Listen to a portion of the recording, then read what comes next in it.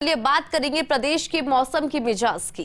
प्रदेश में मौसम का मिजाज लगातार बदल रहा है। पश्चिमी विक्षोभ का असर देखने को मिल रहा है और आपको बता दें कि पश्चिमी विक्षोभ के चलते नागौर और अजमेर सहित कई जिलों में मावठ शीतलहर से सर्दी का एहसास हो रहा है। तो वहीं 5 फरवरी तक पश्चिमी विक्षोभ एक्टिव रहेगा, इसका असर रहेगा। आज बीकानेर और शेखावटी में मावठ के आसार जताए जा रहे हैं। तो वहीं कल बीकानेर, जोधपुर, अजमेर, भरतपुर, जयपुर संभाग में भी असर।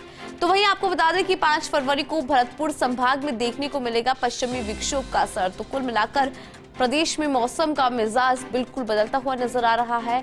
शीतलहर की वजह से सर्दी का एहसास लोगों को हो रहा है। तो वहीं देखिए, नागौर और अजमेर की अगर बात की जाए तो ये वो जिले हैं जहां पर मावठ हो रही है। न केवल नागौर और अजमेर बल्कि कई ऐसे जिले हैं जहां पर मावठ का देखने को मिल रही है। और 5 फरवरी तक पश्चिमी विक्षोभ का असर रहेगा। तो देखिए, बीकानेर, शेखावटी में मावठ के आज आसार है। कल की अगर बात की जाए तो बीकानेर, जोधपुर, अजमेर, भरतपुर, जयपुर संभाग में मावठ के आसार है। और 5 फरवरी को भरतपुर संभाग में भी मावठ का असर, मावठ देखने को मिलेगी और पश्चिमी विक्षोभ का असर देखने को मिलेगा।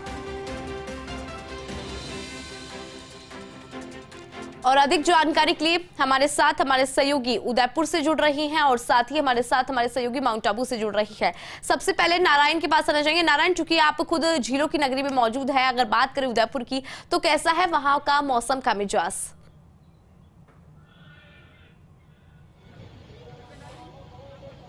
देखिए इंदु, लेक सिटी में मौसम के जो ठंड का टेरर है लगातार जारी है। जहां पर बीते दिनों में जो सिंगल डिजिट के आसपास जो तापमान था, आज यहां पर डबल डिजिट में है, लगभग 12 डिग्री के आसपास तापमान है।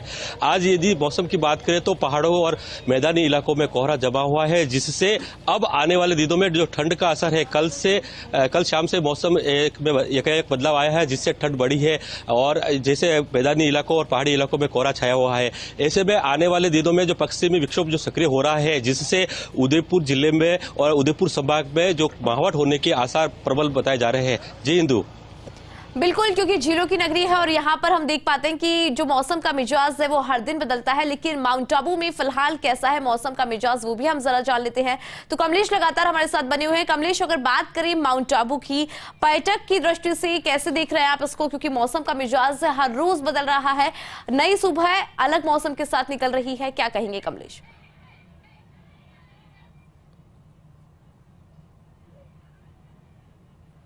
देखिए इंदु, माउंट आबू के मौसम का मिजाज एक अपना अलग मिजाज है। जहां कल जो तापमापी का पारा था 5 डिग्री, तो आज कह सकते हैं कि 2 से 3 डिग्री के बीच तापमापी का पारा, क्योंकि मौसम विभाग ने भविष्यवाणी जारी करते हुए कहा था कि 3 फरवरी से और 5 फरवरी के आसपास प्रदेश के तमाम जो इलाके हैं वहां पर मावठ की बारिश होने के आसार हैं। पिछले दिनों माउंट आबू के अंदर मावठ की बारिश हुई थी, उसके बाद यहाँ पर मौसम बिल्कुल बदलता हुआ नजर आ रहा है। मैं तस्वीरें दिखाना चाहूंगा इस वक्त जहाँ हम नक्की झील पर हैं, और नक्की झील से देखिए सुंदर तस्वीरें फिलहाल यहाँ पर नजर आ रही है। आज माउंट आबू की वादियों में कोहरा नहीं है, लेकिन सर्दी का असर यहाँ पर बरकरार है। कह सकते हैं कि मौसम विभाग ने जो चेतावनी जारी की है, उस बाद यहाँ पर मौसम में एक बार फिर परिवर्तन होगा और आने वाले दिनों में कह सकते हैं कि मावठ की बारिश होगी। तो देखिए तस्वीरें और दिखाना चाहूंगा, सहयोगी दीपक त्रिपाठी मेरे साथ है। यहाँ पर देखिए जो सैलानी है वो माउंट आबू के इस खूबसूरती को निहारते हुए भी नजर आ रहे हैं और जो गर्म चाय की चुस्कियां उसका आनंद ले रहे हैं। सर्दी से बचने के लिए कहीं ना कहीं जो प्रयास है वो भी किए जा रहे हैं। बात करने की कोशिश करेंगे। सर, कहाँ से आए आप लोग? अहमदाबाद से। कैसी ठंड लग रही है माउंट आबू? बढ़िया ठंड है, मजा आ रही है। मजा आ रहा है? जैकेट, मफलर आपने सब पहन रखा है? सब पहनना पड़ेगा। है मतलब? Yes yes.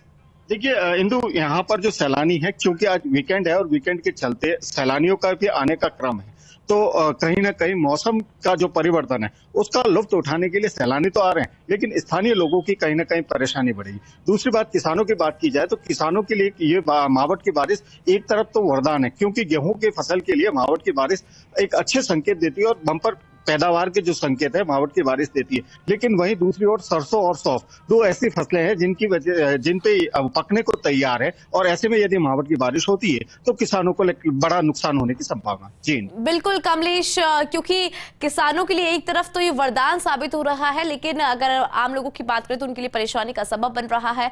नारायण, चूंकि अभी हमने कमलेश से जानकारी ली कि पर्यटक के लिहाज से अगर देखा जाए तो किस तरह से इस पर प्रभाव पड़ रहा है, अगर बात झीलों की नगरी उदयपुर की करें, क्योंकि मावठ की बारिश के आसार तो वहां पर भी है, तो ऐसे में किस तरह से इसे देखते हैं, क्या कुछ प्रभाव पर्यटक की दृष्टि से देखने को मिलेगा?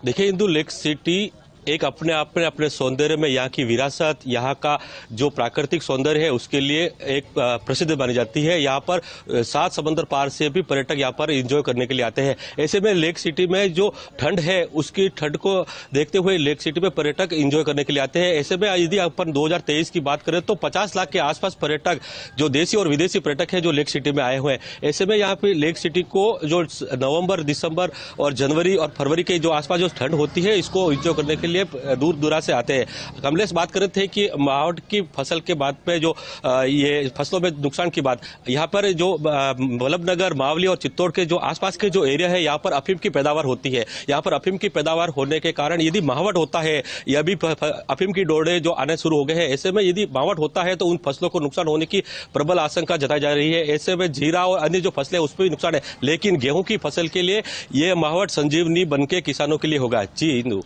बिल्कुल नारायण, और चूंकि कमलेश भी लगातार हमारे साथ बने हुए हैं। कमलेश, देखिए, माउंट आबू की अगर बात की जाती है तो दूर दराज से लोग माउंट आबू देखने आते हैं, क्योंकि राजस्थान में ये हिल स्टेशन है। ऐसे भी जो पर्यटक के लिहाज से अगर हम बात करें, क्योंकि मौसम लगातार बदल रहा है और बदलता मौसम कहीं ना कहीं पर्यटक के लिहाज से काफी अच्छा माना जा रहा है।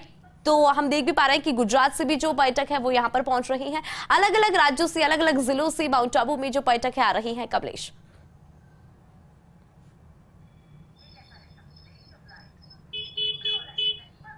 देखिए, इंदु, पर्यटन के लिहाज से बात की जाए तो माउंट आबू को राजस्थान का कश्मीर भी कहा जाए तो कोई अतिशयोक्ति नहीं होगी, क्योंकि यहाँ पर जो कश्मीर की जो फीलिंग है वो यहाँ पर मिलती है। सुबह के समय जहाँ माइनस का टेम्परेचर होता है और दिन में गुलाबी सर्दी का जो एहसास है, दोनों चीजें यहाँ पर मिलती है। सुबह के समय जो ओस की बूंदें हैं बर्फ में तब्दील होती है, इसका एंजॉय करने के लिए पर्यटक यहाँ पर पहुंचते हैं। तो कह सकते हैं कि देश के कोने कोने से पर्यटक यहाँ पर पहुंचकर जो माउंट आबू की जो खूबसूरती है और यहाँ की जो सर्दी है उसका लुत्फ उठाने के लिए यहाँ पर पहुंचते हैं। तो पर्यटन के लिहाज से तो ये सर्दी बहुत महत्वपूर्ण हो जाती है, क्योंकि पर्यटक इसी सर्दी का लुत्फ उठाने के लिए यहाँ पर आते हैं। लेकिन आम लोगों की इंदु बात की जाए तो आम लोगों को खासी परेशानी का यहाँ पर सामना करना पड़ता है, क्योंकि जैसे ही कड़ाके की सर्दी पड़ती है तो उनको अपने घरों में दुबकते रहना पड़ता है, क्योंकि सर्दी से बचाव जरूरी है। क्योंकि सर्दी का जो असर है वो तेज होता है तो मौसमी बीमारियों का कहीं ना कहीं पैर पसारने का जो क्रम है वो शुरू हो जाता है, और खास करके मौसम बदलता है। जैसे यदि मावठ की बारिश होती है, बिल्कुल कमलेश,